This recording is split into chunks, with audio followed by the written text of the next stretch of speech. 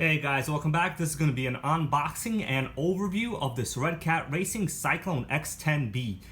I purchased it from Best Buy. As you can tell that it has only at Best Buy sticker here on the box. As a matter of fact, the REDCAT Racing website also claims it is only available at Best Buy. It was a great deal. I paid $69 for this, so I had to get it.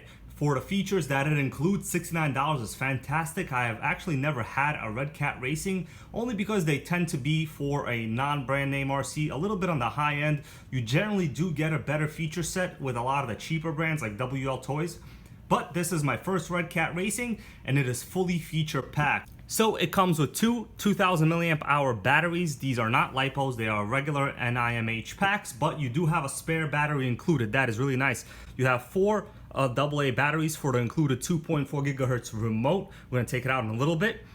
You have a 2 amp charger. I'm not gonna call it a turbocharger, but you know what? Actually 2 amps for a nickel metal hydroxide pack, that is a lot. As I mentioned before, 2.4 gigahertz radio. They also claim that it is hobby grade and all parts are replaceable. So you do have the ability to replace the wheels, the shocks, the body. You could also add decals. 20 mile per hour top speed for a brushed motor. You know, that's pretty typical. So probably if you upgrade the pinion, you could easily get, you know, a little bit above 25 in this. What else do we have? Waterproof electronics. Right here it says waterproof electronics. That is key. So a lot of you guys asked me in the comment section whether they're waterproof, and yes, they are. You also have oil-filled adjustable shocks with adjustable springs. Now let's take a look at the side of the box and some more detail about the features of this RC. Waterproof electronics, as I said before. You have a 2-in-1 combination ESC receiver, which really is not my favorite, but it looks like the servo uses a standard wire, so if you want to upgrade the servo, you can. You have a 540 size brushed motor. That is nice to see. It's not a 380 or 390, pretty powerful.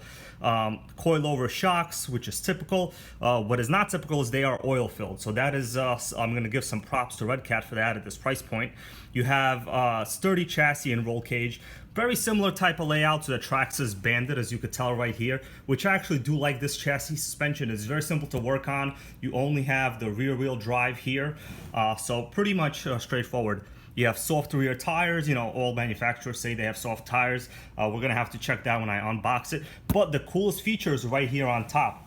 It says you have beadlock style wheels. So hopefully these are true beadlocks. I will check, but it looks like they do have a picture here, demonstration of how the beadlock is removed, and I will check whether in fact the wheels are glued or not. That will tell me whether they are actually true beadlocks. The bottom of the box here says it's from 2017, so that makes it a little bit less than about 9 months old. Today, maybe this is a discontinued item. That's probably why it wasn't a deal. Normally these retail for $199 as per the REDCAT Racing website. Okay, so now let me unbox it and we'll take a look inside.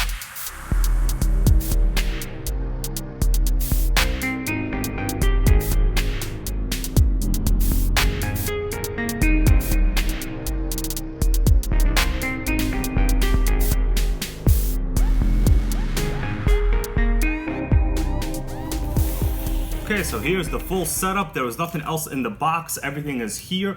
It feels like it's relatively heavy, and that is because of the two batteries that we have.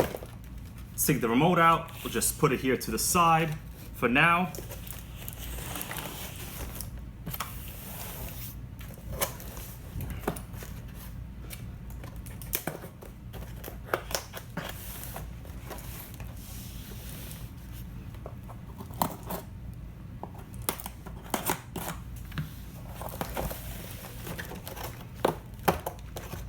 Okay, there's the RC, comes out.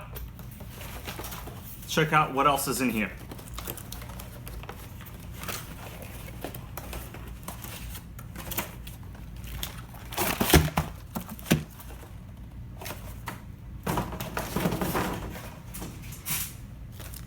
We have our regular instruction manual right here with decals. In the back, I could tell there's a decal sheet. Here's one of the batteries. Looks like the other battery is installed in the car. Let's take a look at the battery itself.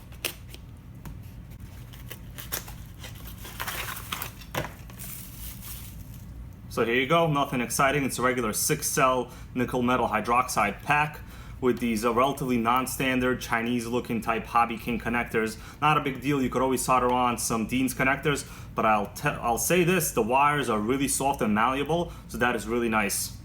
I usually use these packs for my Traxxas Easy Start systems for the electric wands or any kind of rotor start system, so that's a good spare battery to have for that. Okay, here we go, a Ziploc bag, nice touch actually.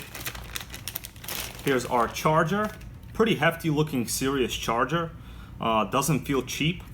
You have power, status, and another status button. So it's a 2 amp 20 watt charger, pretty powerful. The charger cable, power adapter, and 4 AA batteries. These are kind of heavy actually, and it says alkaline batteries. That is nice. So these are not the zinc batteries that tend to leak. Let's put all this stuff to the side now and look at the car itself. So here's the car, and I gotta say, it looks good. The body is nice. The suspension out of the box. The rear shocks could use a little bit more oil. The front shocks also looks like they literally feel like they're missing oil. I shouldn't be able to do this. It's better than, you know, having not oil filled shocks, but I could always just adjust it. It's not a big deal. The best thing about this is the adjustable shock collar. So I really love when you have these preload without when you have the threaded shock bodies without the preloads.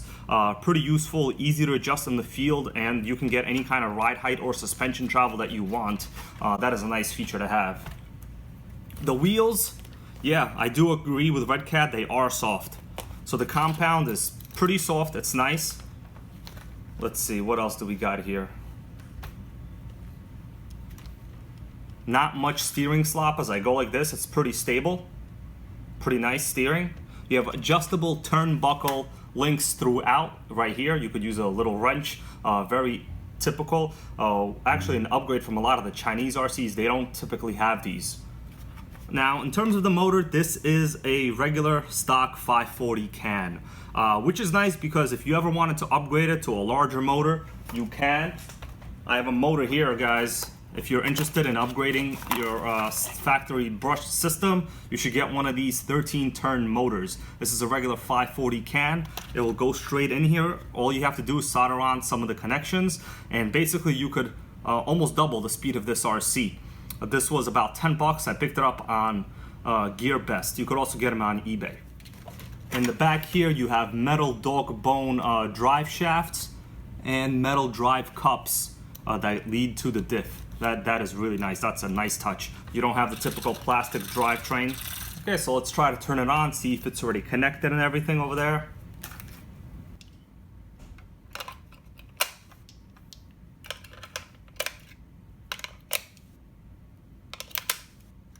Let's take off the body now and connect the battery pack.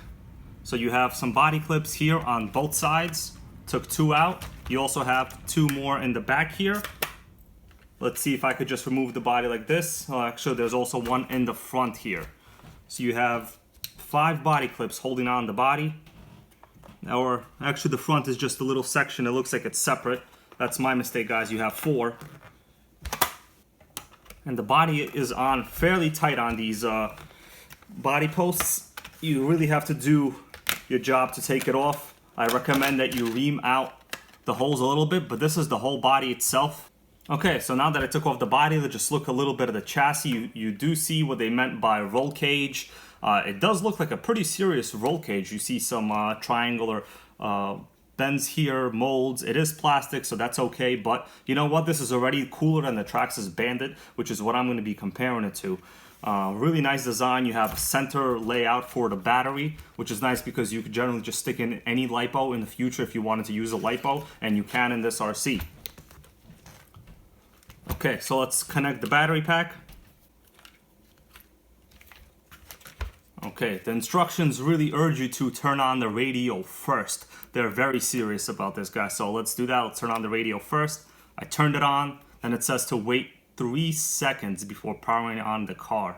Okay, waiting 3 seconds. And let's put the car on. Show you the power switch. It's mounted really nicely, actually. You have good access to it.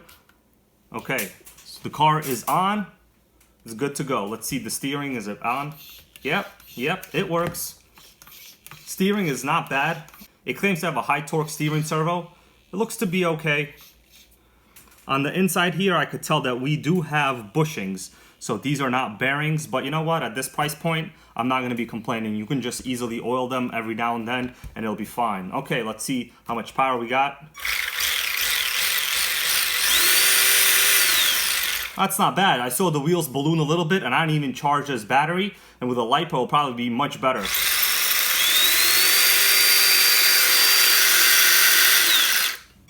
Let's check out some of that spark inside the motor can. Look at this, guys.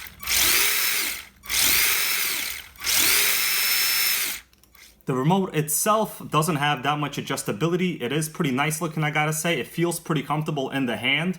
You have a foam steering wheel, which is nice. The only adjustment that I could see here is a steering reversing switch and a steering trim knob. There is no throttle adjustment, but that's fine. This is pretty much always set to how you need it to be. So let's see if these are true beadlock wheels. I'm gonna take one off and we'll disassemble it.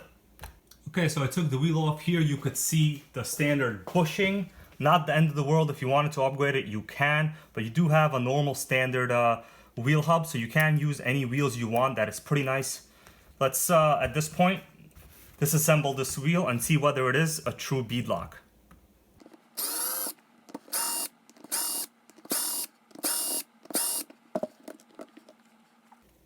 Well, it looks like the tire is glued on this side.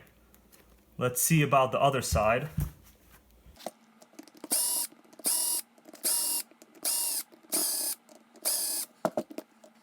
And also looks like the tire is glued on this side. So the beadlock rings are merely just for protection of your sidewall, as they claim, which I guess they do serve their purpose. It's still pretty cool, but the tires are glued. It seems like there is a foam element inside. I could see it through this little hole in the wheel. You guys can't see it, but I do see that there is foam. The tire itself is still very good. It's pretty good compound, but worst case scenario, you could always use other tires from any of your other vehicles that you have. I hope you guys enjoyed this video. I wanted to really get this RC out there. I'm going to be doing another follow-up. We're going to charge up the battery pack. We're going to try to do some speed testing. Also, we're going to try to use a LiPo in it. If you like this video, please comment, like, and subscribe, and stay tuned for part 2 of this REDCAT RC. Thanks.